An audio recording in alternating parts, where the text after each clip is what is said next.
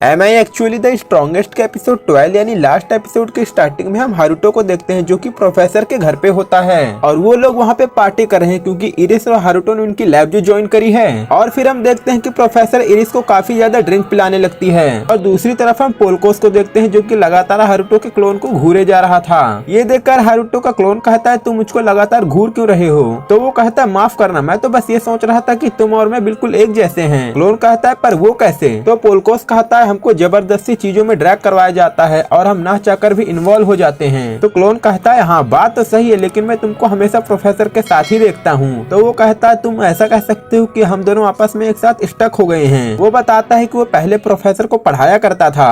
इस उनके हारुतो का क्लोन काफी हैरान होता है और कहता है क्या तुम प्रोफेसर के टीचर हो? तो पोलकोस कहता है हाँ, और ये प्रोफेसर शुरुआत से ही ऐसी है, हमेशा मुझको परेशानी देती रहती है, लेकिन वो काफी ज्यादा ब्रिलियंट स्टूडेंट थी। जब भी मैं उसको पढ़ाता था वो पहले ही आंसर दे देती थी और वो हमेशा से ही क्यूरियस थी ज्यादा से ज्यादा नॉलेज को गेन करने के लिए। और उसने साथ ही साथ काफी सारे एक्सपेरिमेंट्स में सक्सेस भी पाई और जैसे ही उसका काम खत्म हुआ उसने घर भी छोड़ दिया। फिर वो एकेडमी के अंदर एनरोल हो गई और फिर मुझे साइन किया गया उस पर नजर रखने के लिए। और अब पोलकस कहता है असल में तो मुझे उसको पढ़ाने की कभी जरूरत ही नहीं पड़ी, वो सच में काफी ज्यादा जीनियस है और वो काफी ज्यादा न्यू स्पेल्स की डेवलपर भी है। पोलकस अब कहता है इतनी ब्रिलियंट होने के बाद भी मुझे बात समझ नहीं आती कि आखिर ये एंशिएंट मैजिक के पीछे क्यों पड़ी है, आखिर खोए हुए मैजिक को ढूंढने का क्या फायदा? और ऐसा बोलने के बाद पोलका सब रोने लगता है। तो हारुतो उसको चुप कराता है और कहता है देखो इस समय तुम्हारी कोई गलती नहीं है, तुम कुछ नहीं कर सकते हो। ये सुन के पोलका शांत हो जाता है और कहता है हाँ मैं तो बस एक मेडियोकर ही हूँ, मैं तो वैसे भी कुछ नहीं कर सकता। ये सुन के हारुतो सोचता है मेरी बातों से तो और भी ज्यादा डिप्रेस हो गया। अभी हम देखते हैं कि इरिस ने काफी ज्यादा ड्रिंक कर रखी होती है और वो हारुतो के ऊपर आकर गिर जाती है और इस समय वो अपने होश में नहीं थी। वो हारुतो को एक गिलास देती है और जबरदस्ती उसको ड्रिंक करवाने लगती है। हारुतो कहता है मुझको इसे पीने की जरूरत नहीं है। फिर इरिस दोबारा एक और गिलास उठाकर पीने लगती है और फिर इसके बाद इरिस और भी ज्यादा होशो हवास खोने लगती है और अब वो हारुतो के पैर पे ही सो जाती है। और सोने से पहले वो हारुतो का शुक्रिया अदा करती है उसके साथ इस लैब को ज्वाइन करने के लिए। और अब अगले सीन में हम देखते हैं कि हारुतो का क्लोन इरिस को उठाकर सोफे पर सुला देता है और तभी वहाँ पर प्रोफेसर भी आ जाती है। उसने भी काफी ज्यादा ड्रिंक करी होती है और वो हारुतो से कहते हैं तुम्हें पता है कि इरिस एंशिएंट मैजिक को इतना ज्यादा दिलचस्पी से क्यों पढ़ना चाहती है? तो क्लोन कहता है इसके बारे में मुझको कुछ नहीं पता, इसके बारे में मुझे तब पता चला था जब उसने एंट्रेंस एग्जाम में माना लेवल टेस्ट दिया था। तुम भी ये जानकर बिल्कुल हैरान हो जाओगे कि इरिस सारे एलिमेंट्स प्रोसेस करती है और तुम्हें पता भी है कि कितना ज्यादा रेयर है। बस कमी है तो सिर्फ एक चीज की कि उसका माना लेवल सिर्फ 5 है आउट ऑफ 35। भले ही वो यंग है लेकिन इसके अकॉर्डिंग उसका माना लेवल काफी कम है और ऐसा भी हो सकता है कि इसके बाद उसका माना लेवल ना बढ़े और इसीलिए उसने एंशिएंट मैजिक की मदद लेने की सोची। एंशिएंट मैजिक से शायद इसको कोई तरीका मिल सकता है लेवल अप करने का। प्रोफेसर अब कहते हैं कि मुझको भी रिसर्च के लिए नए टॉपिक नहीं मिले थे लेकिन इसके आने की वजह से अब मिल चुके हैं। इतना सब कुछ बोलने के बाद प्रोफेसर अब थक चुकी थी और उसको नींद आ जाती है और वो नीचे बैठकर सो जाती है और हारुतो देखता है कि वहाँ पर अब पोलकस भी सो चुका है। और अब अगले सीन में हम स्नाइडर को देखते हैं जो कि काफी ज्यादा गुस्से में होता है और कहता है कि अब स्कूल में कल सबको पता चल जाएगा कि मैंने ड्यूल को कैंसिल करा दिया है और फिर मेरी बेइज्जती होगी। मैंने तो चर्च ऑफ लूसीफायरा की मदद ली थी और ये सब मैंने इसलिए किया था क्योंकि मेरे डैड मुझको अगला किंग बना दें, लेकिन उन लोगों की वजह से मेरा प्लान चौपट हो गया। स्नाइडर अब कुछ असैसिनेशन को बुलाता है और वो हारुतो, जेनफिश और बाकी सारे लोगों को जान से मारने का ऑर्डर देता है और इन सब बातों को हारुतो भी सुन रहा होता है रिकॉर्डिंग के जरिए। और अब अगले सीन में हम देखते हैं कि सारे असैसिन बाहर आ जाते हैं और वो प्रोफेसर के घर के बाहर होते हैं और उनको पता था कि उनके सारे टारगेट एक ही साथ एक ही रूम में सो रहे हैं। तो असैसिन का लीडर कहता है कि हम इस मिशन को हारने नहीं वाले हैं क्योंकि हमने यहाँ पर 10 आदमी लगा रखे हैं जो कि साउंड को भी यहाँ से बाहर नहीं जाने देंगे और अगर कोई आता है तो भी हमको पता चल जाएगा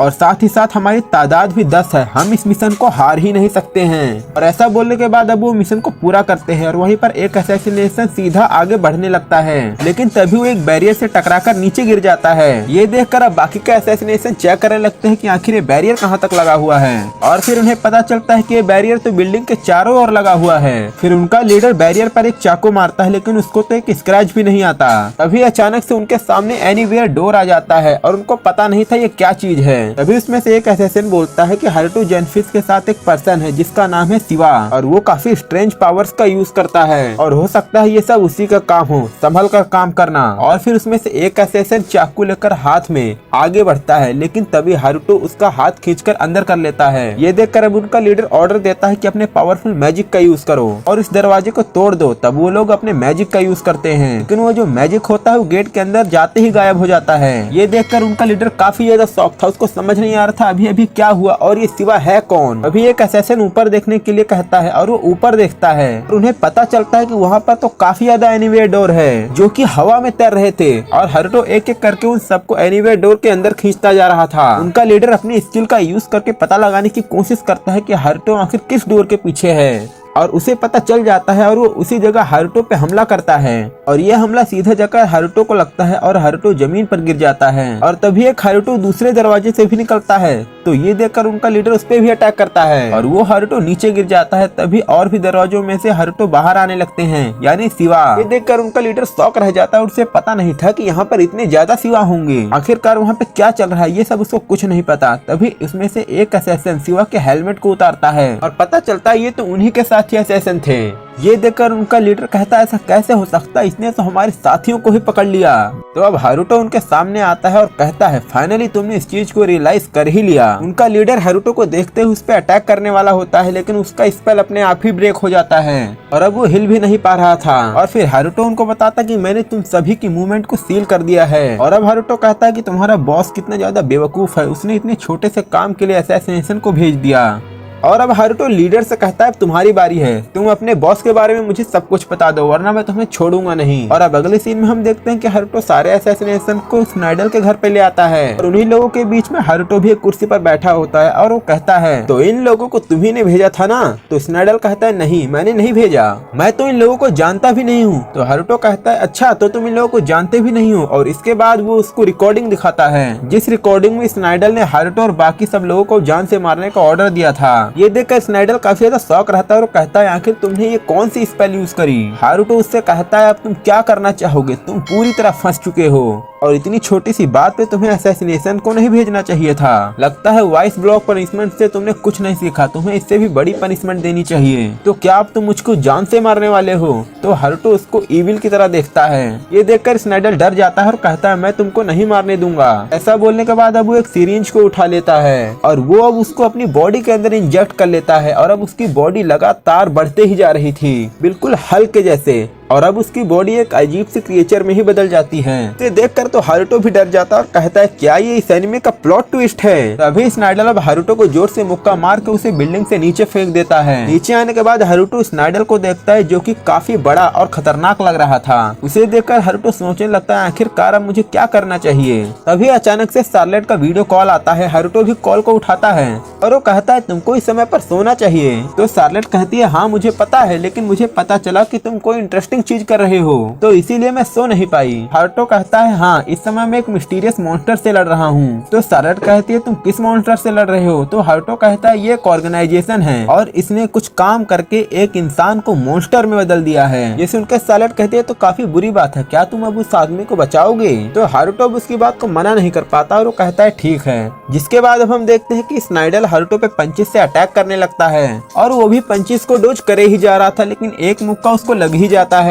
वो पीछे आकर एक दीवार से लड़ने वाला होता है लेकिन वो अपने आप को बैलेंस कर लेता है और अब उसे रियलाइज होता है कि उसकी स्ट्रेंथ तो सच में पहले से काफी गुना बढ़ चुकी है। तो हारुतो वॉल का सहारा लेके अपने बैरियर से काफी तेज मुक्का मारता है लेकिन स्नाइडल को तो वहीं पर कुछ नहीं होता। वो हारुतो को अपने हाथों से पकड़ लेता है। हारुतो परेशान होकर कहता है मैं आगे नहीं लड़ पा रहा हूँ, लगता है मुझे पहले इसके हाथ को ही रोकना पड़ेगा। और फिर हारुतो ढेर सारे बैरियर क्रिएट करके उसके हाथों को ब्लॉक करके फ्री हो जाता है और वहीं पर बैरियर लगे होने के कारण स्नाइडल अपने हाथों को ही नहीं मूव कर पा रहा था तो इस वजह से वो अपने हाथों को ही तोड़ लेता है और अब वो दोबारा अपने हाथों को रीजनरेट कर लेता है और ऐसा करके वो हारुतो पे पंच करता है। हारुतो डोज कर लेता है लेकिन सोचता है अगर ये अपने आप को रीजनरेट कर सकता है तो मैं इसको हराऊं कैसे। फिर स्टारलाइट उसे बताती है कि इस बॉडी के साथ थोड़ा अजीब है, आप इस पे लगातार अटैक करते जाओ क्योंकि ये बॉडी थोड़ा पेल होती जा रही है। स्टारलाइट की बात सुनकर हारुतो कहता है ठीक है मैं अपनी फुल पावर का यूज करूंगा और ऐसा बोलने के बाद हारुतो अपने न्यू मैजिक आसमान से ब्लेड निकालता है और हारुतो के इस न्यू स्पेशल अटैक को देखकर तो स्टारलाइट का एक्साइटमेंट और भी बढ़ जाता है और जिसके बाद हारुतो अब एक साथ सारी ब्लेड को स्नाइडल के ऊपर फेंक देता है और जो कि लगातार काफी तेजी से उसके सारे बॉडी पार्ट्स को काटने लगती हैं। और अब हम देखते हैं कि वो वापस से अपने नॉर्मल फॉर्म में आ चुका था। हारुतो अब स्टारलाइट का शुक्रिया अदा करता है क्योंकि उसी की वजह से तो वो उसको बचा पाया क्योंकि इस अटैक का आइडिया स्टारलाइट ने ही दिया था। स्टारलाइट कहती है कोई बात नहीं और ये फाइट तो कमाल की थी और अब मैं रात में अच्छे से सो पाऊंगी।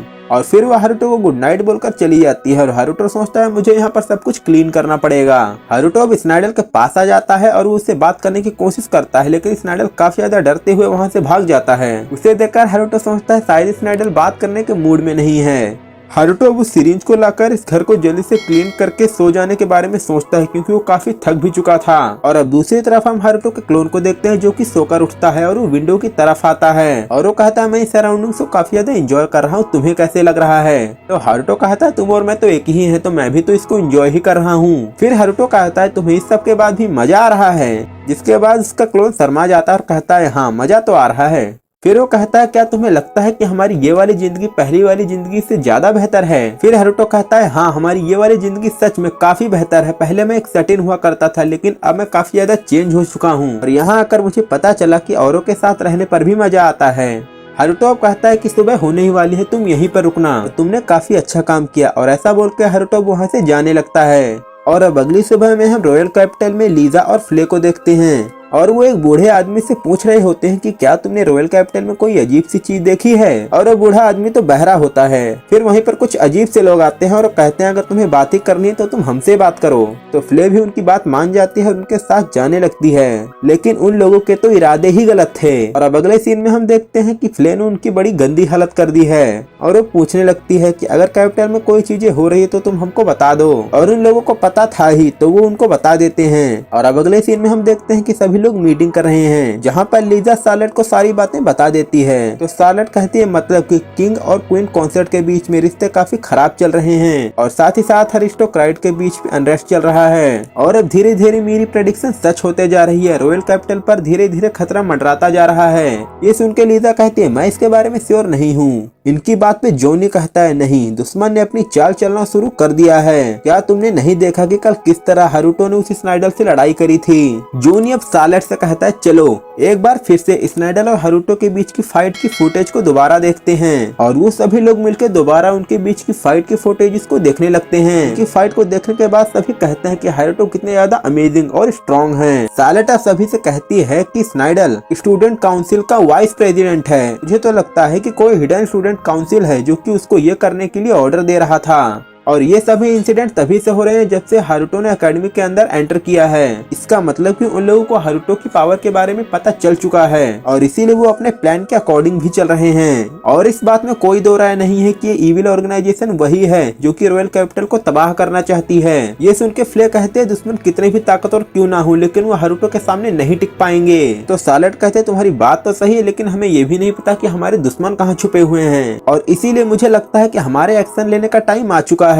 हम लोग सबसे पहले एकेडमी के अंदर इन्फिल्ट्रेट करेंगे और फिर वहां से इंफॉर्मेशन इकट्ठा करेंगे और तीसरे स्टेप में उस इविल ऑर्गेनाइजेशन को एक्सपोज करने की कोशिश करेंगे। और ये सब हम हारुतो की मदद करने के लिए कर रहे हैं। सब लोग कहते हैं ठीक है, हमें इसमें कोई आपत्ति नहीं है। तभी लीसा कहती है क्यों ना हम लोग अपने ग्रुप को एक नाम दें। ये आइडिया शार्लेट को भी काफी पसंद आता है और वो अपने ग्रुप का नाम कैमलेट रखती है। जिसके बाद वो सभी लोग अब अपना हाथ मिलाते हैं और वो मिशन पे जाने के लिए तैयार थे। और वहीं पर हमें पता चलता है कि हारुतो भी इस सब चीजों को देख रहा था और वो सोचता है आखिर ये कैसा प्लान हुआ। वो सोचता है इविल ऑर्गेनाइजेशन के बारे में मुझे एक बार प्रोफेसर ने भी तो बताया था और मुझे ऐसा क्यों लग रहा है कि इस चीज में मेरी मॉम यानी क्वीन भी इन्वॉल्व होगी। और जिसके बाद हारुतो एकेडमी के बाहर चारों ओर बैरियर लगा देता है जिससे वो पता कर पाए कि शार्लेट और बाकी लोग अपनी इन्वेस्टिगेशन सही से कर रहे हैं। और ऐसा मैं इसलिए कर रहा हूँ क्योंकि मैं एक शांति भरी जिंदगी जी पाऊँ और ऐसी जिंदगी पाने के लिए ये काम मैं जरूर करूंगा। और यहीं पर इस एपिसोड का एंड होता है और यहीं पर इस सीरीज का भी एंड होता है। और मुझे पता है आप में से आधे से ज्यादा लोग तो इस सीरीज को एपिसोड 1 से ही एंजॉय कर रहे हैं। इस सीरीज के एंड के बाद आपको कौन सी एनिमे सीरीज चाहिए कमेंट जरूर करना और आपको एंड स्क्रीन में और भी एनिमे प्लेलिस्ट दिखेगी, उसको भी जरूर चेक करना। मिलते हैं अगले वीडियो में, तब तक के लिए बाय।